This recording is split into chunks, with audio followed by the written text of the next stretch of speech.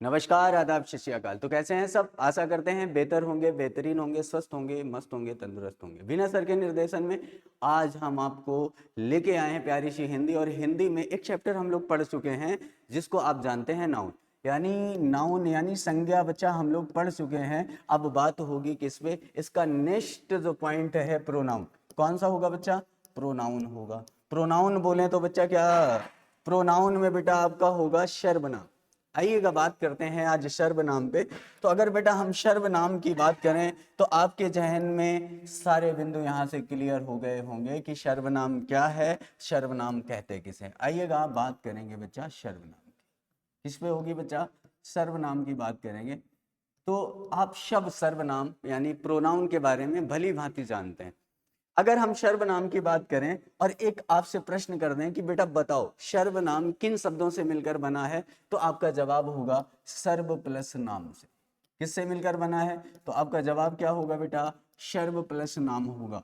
सर्व plus नाम होगा। हम आपसे कहें कि बच्चा बताओ सर्व का अर्थ क्या होगा, तो आप बोलेंगे सबका। सर्व का अर्थ क्या होगा? सबका होगा। और नाम का अर्थ नाम से ही होगा। तो यानी एक शब्द में हम आपसे कह दें कि सर्वनाम किसे कहते हैं, तो आप प्यारा सा जवाब दे सकते हैं कि सबका नाम ही क्या होता है? सर्वनाम होता है। यहाँ से बहुत सारे एग्जाम ओरिएंटेड प्रश्न बनने वाले हैं बच्चा। आप बात करेंगे सर्वनाम पे। इसका सबसे पहले तो बच्चा ढांचा समझ लेंगे कि कहाँ से बिंदु कौन सा बनेगा। आइएगा दोस्त जानते हैं सर्वनाम। और सर्वनाम से इंपॉर्टेंट सवाल कौन से बनेंगे उस पर भी बेटा हम लोग बात करेंगे। आइए, अगर हम सर्वनाम की बात करें तो आपने जाना जो सर्वनाम है सबके नाम को ही, सबका नाम ही क्या कहलाता है? सर्वनाम कहलाता है। यानी सर्व प्लस नाम से मिलकर बना हुआ है। आइएगा बेटा, यहाँ से पहला प्रश्न क्या बनेगा? आपसे पूछ लिया जाएगा सर्वनाम का अर्थ क्या होता है। सर्वनाम का अर्थ क्या होता है? एक तो सवाल बेटा यहां से आपसे पूछ लिया जाएगा। दूसरा पूछेगा क्या कि सर्वनाम, सर्वनाम का दूसरा, सर्वनाम का दूसरा नाम क्या होता है? सभी बच्चे भली भांति जानते हैं सर्वनाम का दूसरा नाम क्या होता है। एक और प्यारा सा बिंदु बेटा बनता है एग्जाम में, सीधा यहाँ से बनेगा क्या कि सर्वनाम पर किसका प्रभाव पड़ता है। सर्वनाम पर किसका प्रभाव पड़ता है? अगर हम दूसरे बिंदु की बात करें तो सर्वनाम पर लाजमी है कि प्रभाव पड़ता है, तो किसी का नहीं भी पड़ता होगा। तो एक प्रश्न और बनेगा बच्चा कि सर्वनाम पर प्रभाव नहीं पड़ता। सर्वनाम पर प्रभाव नहीं पड़ता। किसका नहीं पड़ता? एक बार कमेंट बॉक्स में जरूर चिपका दें। आ जाओ बेटा, अगला बिंदु क्या बनेगा? सर्वनाम, संयुक्त सर्वनाम। कौन सा बच्चा? संयुक्त सर्वनाम। संयुक्त सर्वनाम से एक प्यारा सा सवाल पूछ दिया लिया जाता है कि संयुक्त सर्वनाम किसने दिया? संयुक्त सर्वनाम किसने दिया? ये भी बड़ा प्यारा सा सवाल है। आइएगा अगले बिंदु पे बात कर लेते हैं सर्वनाम कि सर्वनाम में कितने कारकों का प्रयोग होता है। मस्ट है बच्चा एग्जाम के लिए, सर्वनाम में कितने कारकों का प्रयोग होता है, तो बच्चा आपका जवाब क्या होगा? आइएगा अगले सवाल पे बात कर लेते हैं। अगले सवाल पे बात कर लेते हैं। अगला सवाल क्या होगा कि सर्वनाम के प्रकार कितने? सर्वनाम के प्रकार। चलिएगा प्रकार को थोड़ा सा बाद में लेते हैं, इससे पहले एक बिंदु बना दें कि सर्वनाम कैसा शब्द है। सर्वनाम कैसा शब्द है, ये भी एकदम मस्ट है आपके एग्जाम के लिए। और आगे क्या बनेंगे बिंदु, जरा उन पे भी थोड़ी सी वार्ता करेंगे, उन पे भी थोड़ी सी वार्ता करेंगे। सबसे पहले तो इतना सा जान लेते हैं, ठीक है। आइए, तो हम बात करें किसकी? सर्वनाम की। सर्वनाम का अर्थ होता है सबका नाम होता है। सर्वनाम का अर्थ क्या होता है बेटा? तो आप बोलेंगे सबका नाम होता है। सबका, सबका नाम होता है। सर्वनाम का अर्थ सबका नाम होता है। हम आपसे ये कह दें कि सर्वनाम का शाब्दिक अर्थ क्या होता है, तब भी आपका प्यारा सा एक ही जवाब होगा, सबका नाम होता है। आइएगा दोस्त बढ़ते हैं अगले बिंदु पे। सर्वनाम का दूसरा नाम क्या होता है? एकदम वेरी इंपॉर्टेंट है। तो आपका बेटा जवाब क्या होगा? सर्वनाम का जो दूसरा नाम होता है इसे बेटा आदि संज्ञा के नाम से जाना जाता है। किस नाम से? आदि संज्ञा के नाम से जाना जाता है। सर्वनाम का दूसरा नाम क्या है? तो आप कहेंगे आदि संज्ञा के नाम से जाना जाता है। इससे पहले एक बेटा और सवाल आता है कि आदि संज्ञा के अलावा भी इसे और जाना जाता है, तो आप क्या बोलेंगे? तो आप क्या बोलेंगे? तो बोलेंगे संज्ञा प्रतिनिधि भी बोला जाता है। क्या बोला जाता है? सर्वनाम को संज्ञा प्रतिनिधि भी बोला जाता है, प्रतिनिधि भी बोला जाता है। एकदम मस्ट होगा एग्जाम के लिए। संज्ञा पर प्रभाव किसका पड़ता है? सॉरी, सर्वनाम पर प्रभाव किसका पड़ता है? तो आपका जवाब क्या होगा? बच्चा मैं आपको अवगत करा दूं क्या? अगर हम सर्वनाम की बात करें तो आपने देखा कि जो सर्वनाम होता क्या है, सर्वनाम की बात करें, थोड़ी सी बात समझो, थोड़ी सी बात समझो। अगर हम कहते हैं कि सर्वनाम की डिफिनीशन क्या है, तो डिफिनीशन में बच्चा क्या आ जाएगा? आपने अभी नाउन पढ़ा था, तो नाउन में क्या? Noun is the name, person, place और थिंग, यानी वे शब्द जो किसी व्यक्ति, वस्तु, स्थान का भाव का बोध कराते हैं उन्हें संज्ञा कहते हैं। ये तो आप पिछली क्लास में पढ़ा और भली भांति समझे होंगे। अब अगर हम सर्वनाम की बात करें कि जो संज्ञा होती है बच्चा, संज्ञा को आप किसी सेंटेंस में बार बार रिपीट करेंगे तो वाक्य की सौंदर्यता नष्ट हो जाएगी। क्या हो जाएगा बच्चा? वाक्य की सौंदर्यता नष्ट हो जाएगी। तो संज्ञा का एक वाक्य में रिपीट नहीं कर सकते, पुनरावृत्ति नहीं कर सकते, तो विद्वानों ने एक बिंदु दिया, कौन सा?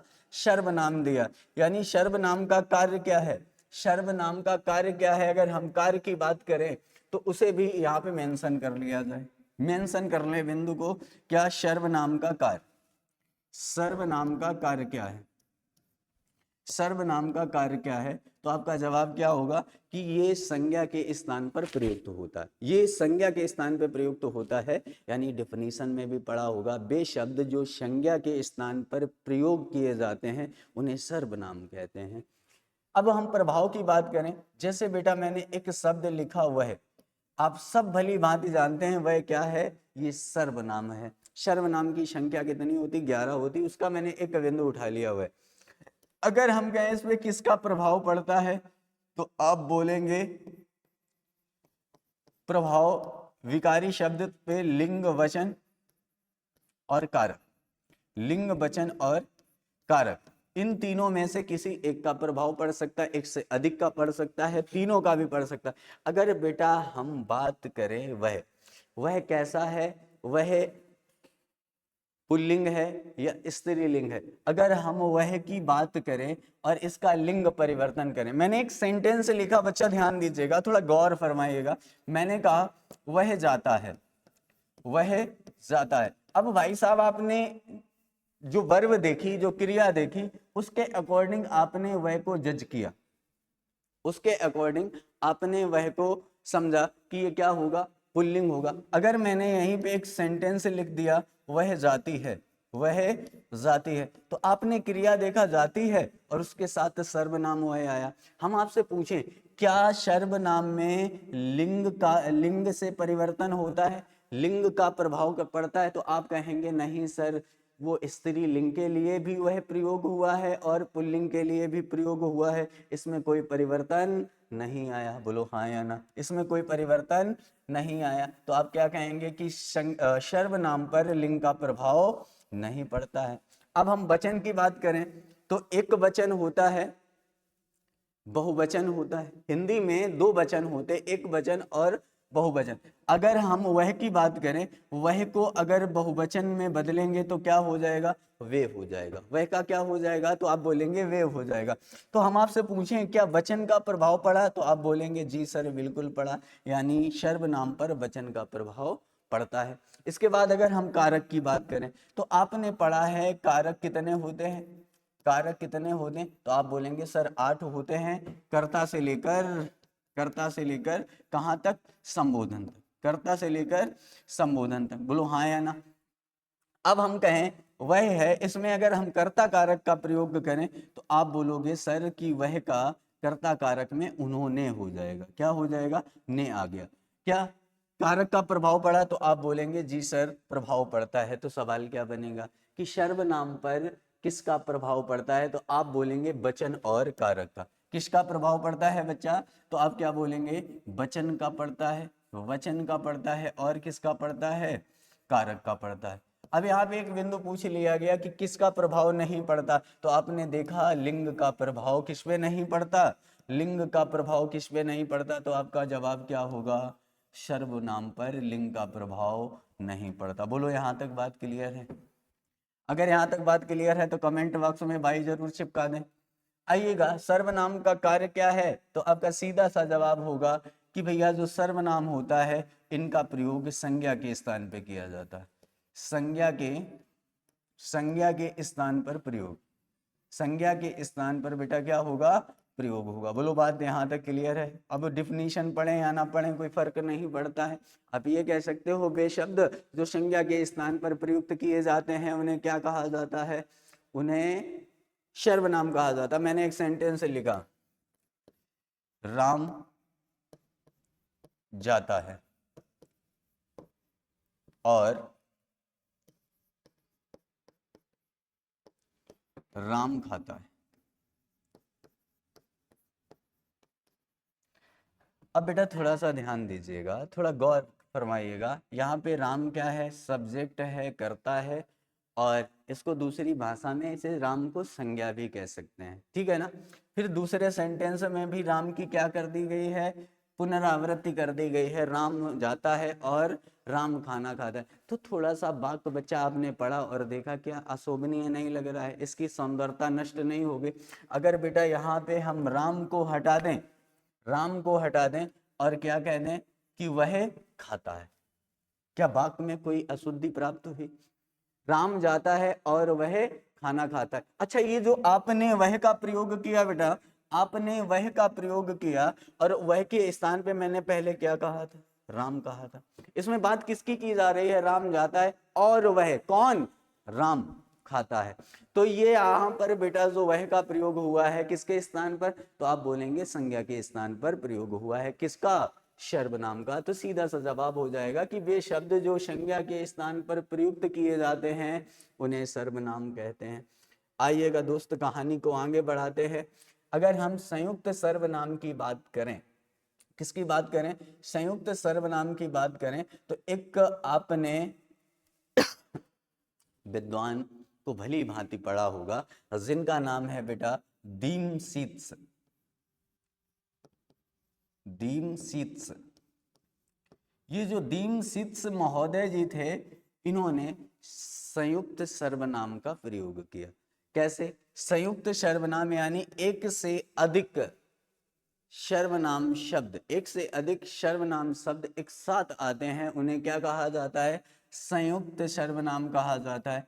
जैसे मैं कह दूं कुछ ना कुछ, कुछ ना कुछ, ये बेटा क्या होगा, तो आप बताएंगे ये संयुक्त सर्वनाम होगा।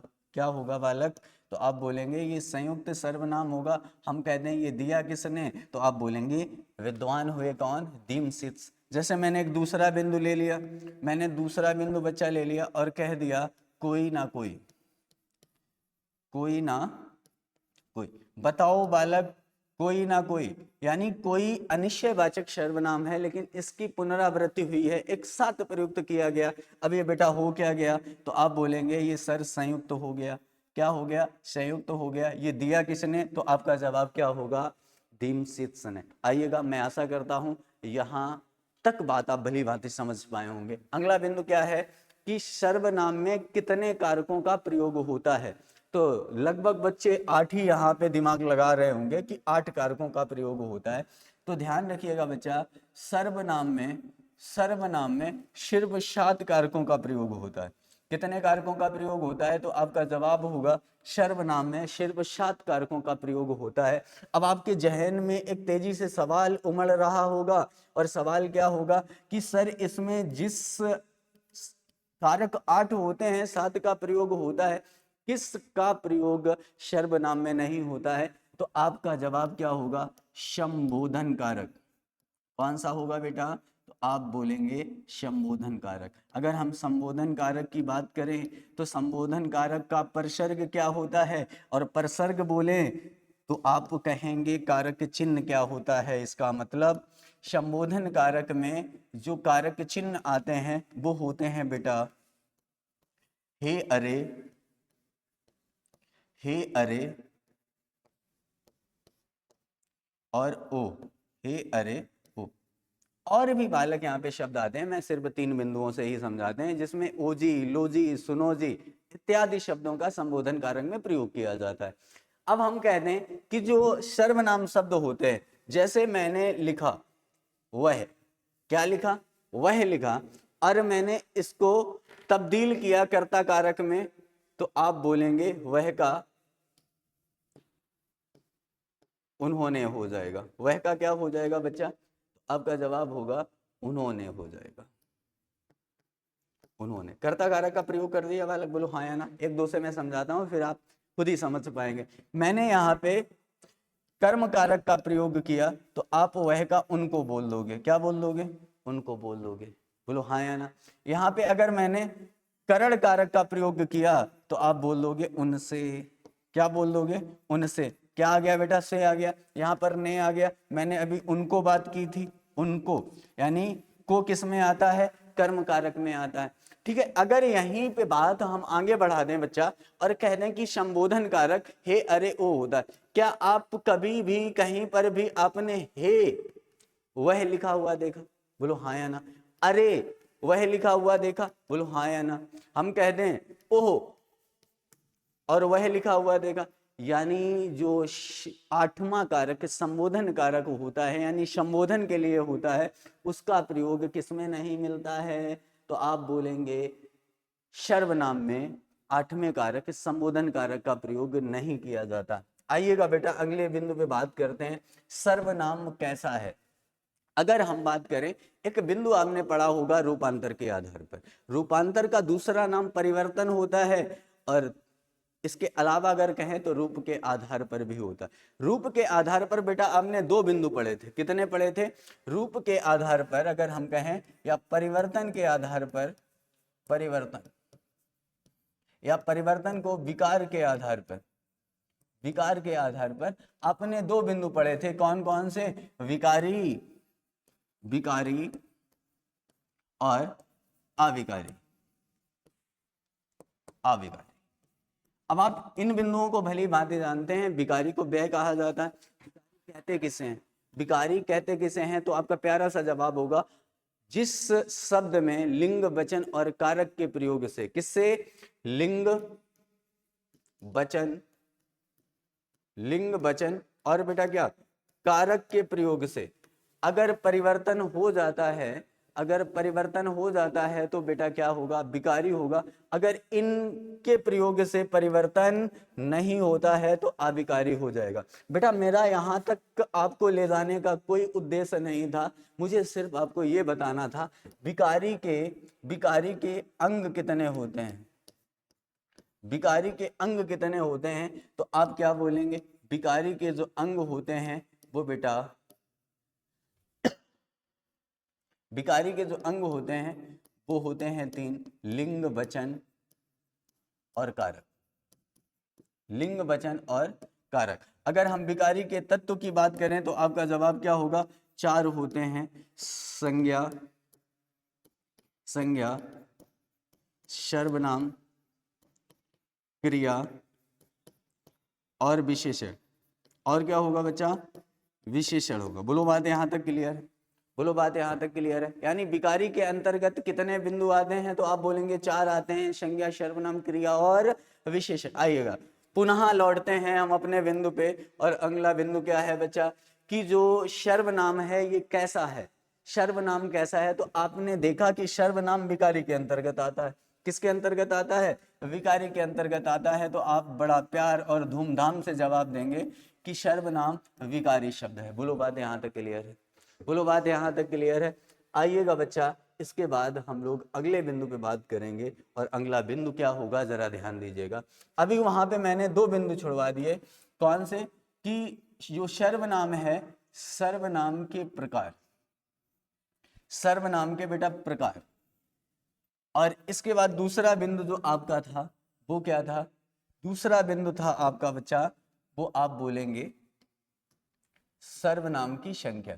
ये वीडियो एग्जाम में बच्चा पूछा था, ग्राम विकास अधिकारी में ये प्रश्न बेटा पूछा जा चुका है, ये बच्चा पूछा जा चुका है।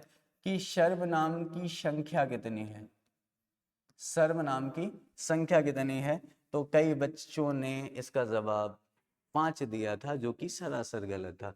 अगर हम कहें सर्वनाम के प्रकार कितने हैं, तो आपका जवाब क्या होगा, तो आपका जवाब क्या होगा, 5 होगा। सॉरी, मैंने बिल्कुल गलत छाप दिया।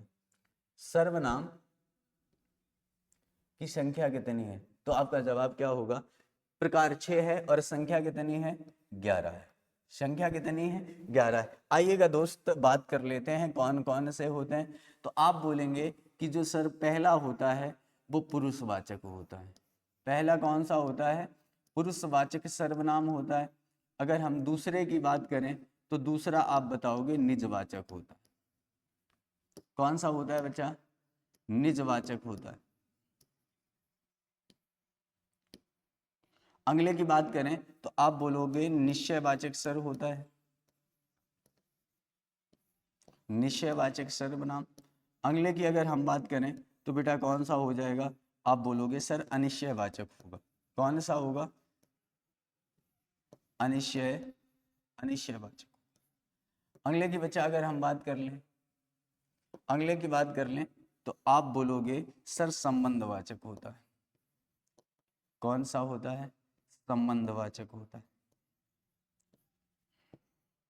अगले की बात करें तो बेटा लास्ट जो होता है प्रश्नवाचक होता है। कौन सा होता है, प्रश्नवाचक है। जरा काउंट करेंगे, पहला कौन सा होगा, तो आप बोलेंगे पुरुषवाचक होगा, दूसरा निजवाचक होगा, तीसरा कौन सा होगा, निश्चयवाचक होगा, चौथा कौन सा होगा, अनिश्चय होगा, पांचवा कौन सा होगा, संबंध होगा, और छठा कितना हो, कौन सा होगा, तो आप बोलेंगे प्रश्नवाचक होता है। यानी सर्वनाम के प्रकार कितने होते हैं, तो आपका प्यारा सा जवाब होगा कि सर्वनाम के प्रकार 6 होते हैं। सर्वनाम की संख्या कितनी होती है, तो भी आपका जवाब क्या होगा कि सर्वनाम की संख्या बच्चा 11 होती है। अब ध्यान दीजिएगा, अगर इन दो बिंदुओं पे आपने ध्यान दे लिया तो फिर आपको वो डिफिनीशन पढ़ने की आवश्यकता नहीं होगी। हम आपसे कहेंगे कि बताओ पुरुषवाचक किसे कहते हैं, कोई मतलब नहीं बनता है।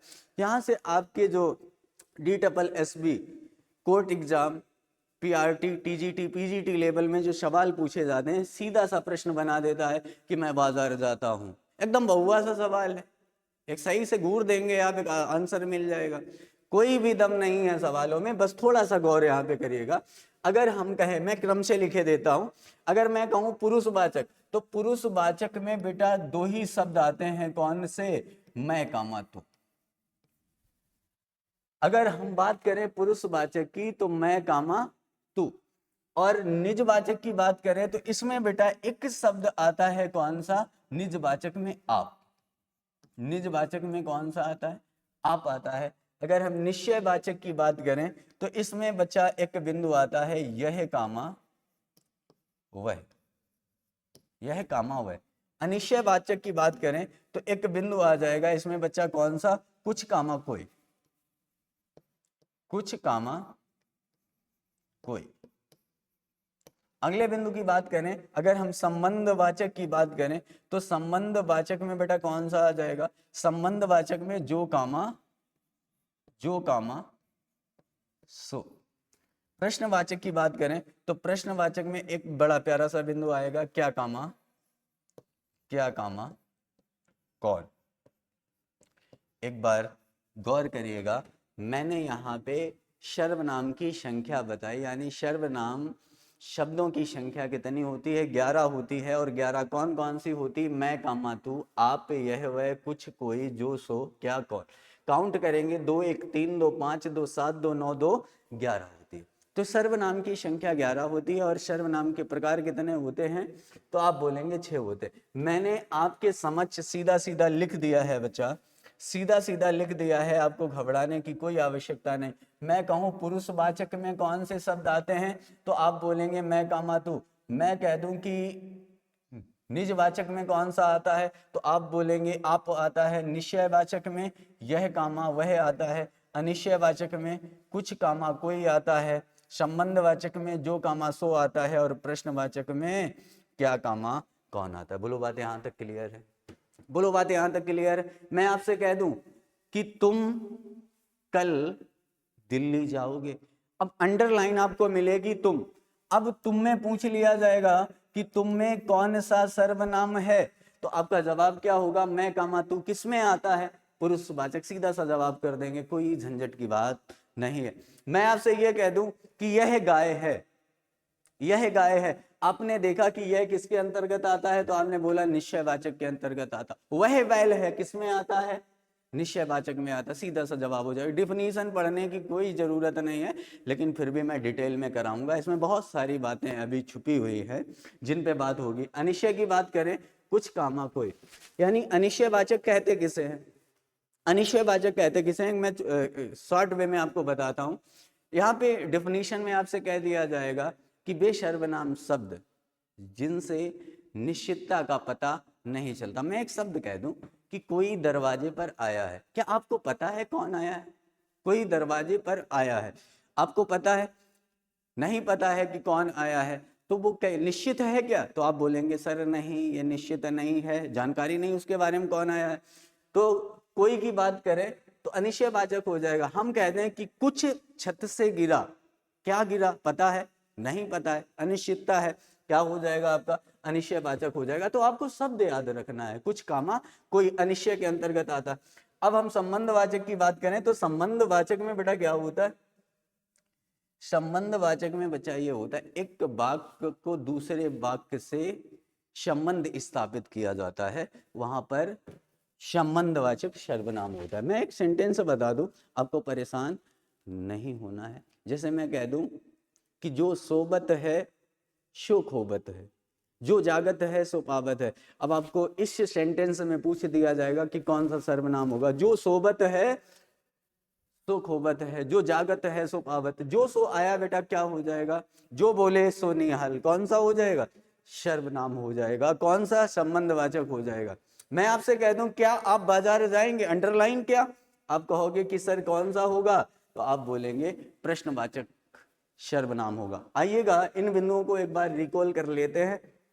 यहाँ पे मैंने आपको बताया कि सर्वनाम के प्रकार 6 होते हैं, पुरुषवाचक, निजवाचक, निश्चय, अनिश्चय, संबंध और प्रश्नवाचक। और सर्वनाम की संख्या कितनी होती है, तो 11 होती है। मैं कामा तू, आप, यह, वह, कुछ, कोई, जो, सो, क्या, कौन।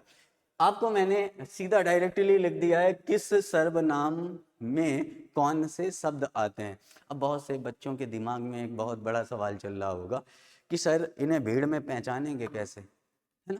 तो ध्यान दीजिएगा, जैसे ये पुरुषवाचक है, अभी और डिटेल में जाएंगे। पुरुषवाचक के बेटा 3 पार्ट होते हैं, पुरुषवाचक के 3 पार्ट होते हैं, वो कौन कौन से होते हैं, तो आप बोलेंगे सर उत्तम होता है, दूसरा मध्यम पुरुष होता है, दूसरा बेटा कौन सा होगा, तो आप बोलेंगे दूसरा मध्यम होता है, दूसरा मध्यम पुरुष होता है। और तीसरे की बात करें तो यहाँ पे अन्य पुरुष भी होता है, उत्तम, मध्यम और अन्य होता है। एक बात बेटा याद रखिएगा कि हमें पुरुषवाचक की बात की जा रही है, इसका मतलब ये नहीं है कि इसमें सिर्फ पुरुष आएंगे, महिलाएं नहीं आएंगी।